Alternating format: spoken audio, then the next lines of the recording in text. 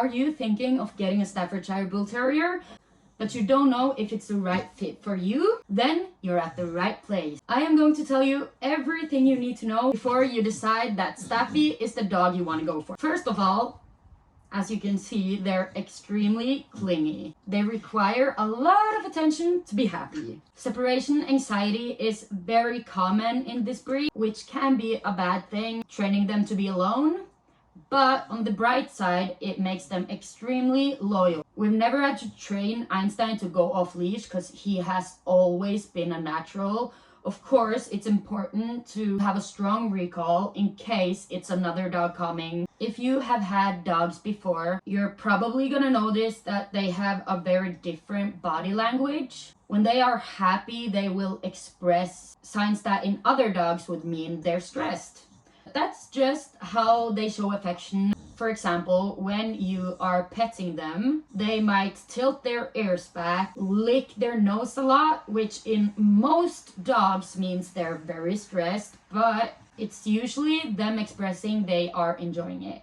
They are great with kids. They actually have the nickname nanny dog because of how well they adopt to children. Staffies are extremely intelligent and very easy to train. They are the biggest people pleasers, and when you are teaching them a new trick and they see you getting excited because they managed to do the trick, they will get so proud of themselves. Also, they are food wrecks. They love food. So training with encouragement and treats is definitely the best way to train a Staffy. Also, it's the easiest. They are very expressive of their emotion, and generally, my guy is extremely clumsy and he will jump with his head right up on the table, miscalculate and fall. The funny thing is, if he tries to jump on the bed and he miscalculates his jump and fall back off, he will get so embarrassed, and you can see it so easily. He tries to pretend nothing happens. Either he pulls back and be like, you didn't see that, or he comes straight up to us and tries to distract us with a lot of face kissing. And he gets jealous when me and my fiance cuddle without him, holding each other and kissing without him in the middle. He will jump in the middle, force us away from each other. Down on my knees, I wanna take you there in the midnight hour. I can feel your power, just like a prayer. And be like, it's mama sandwich time.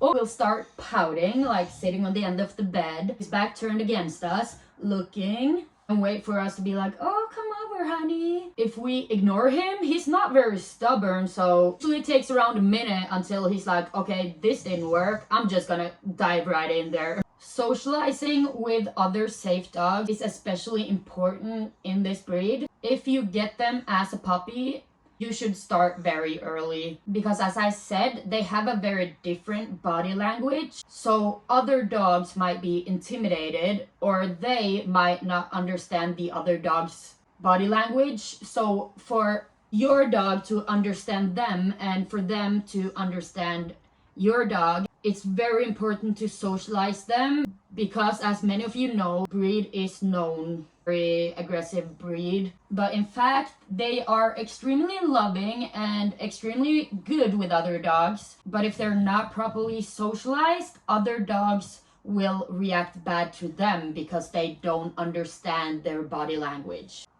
Now I just stopped petting him, and as you could see, he sat there pouting, huh? Oh, you just want to cuddle? They don't require a lot of exercise. They are very well at adapting to like your exercise level.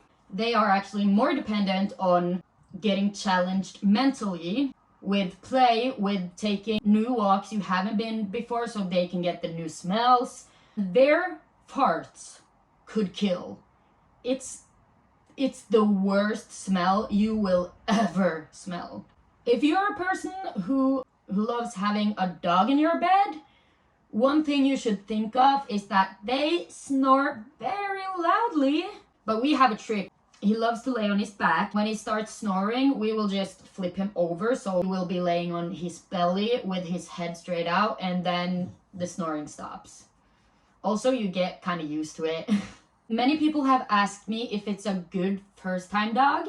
I would definitely recommend it as a first time dog. For me, he is the first dog I've ever had, and everything I taught him, I literally just Googled how to train them to sit and lay down and stuff, and he learned it all so quickly. Staffies will thrive in a home where you can challenge them, encourage them to learn new things. As mentioned, they are extreme people pleaser, which make them very easy to train. Before getting a staffy, you should know that by getting a staffy, you are giving up every second of personal space in your house. They will follow you everywhere. They will beg for your attention. Even if you're just putting on your makeup, they will just sit there and guilt trip you, looking at you like, why are you not cuddling with me right now? Why are you just looking at yourself in the mirror? And you're finally done with your makeup after a 20 minutes time. I don't know how long you used to do your makeup, but he will get so excited. He starts crying and whining and rolls on the floor and starts spinning. All in all, the owners I would not recommend is households where you might have a baby or something and you won't be able to give them a lot of attention. The best thing would be a household where they're the center of attention, like we have no kids and 2 incomes. I really hope this video was helpful and that you got the answers you were looking for. Don't forget to subscribe to my channel for more of this beautiful little boy and tips and tricks about staffies or just dogs in general.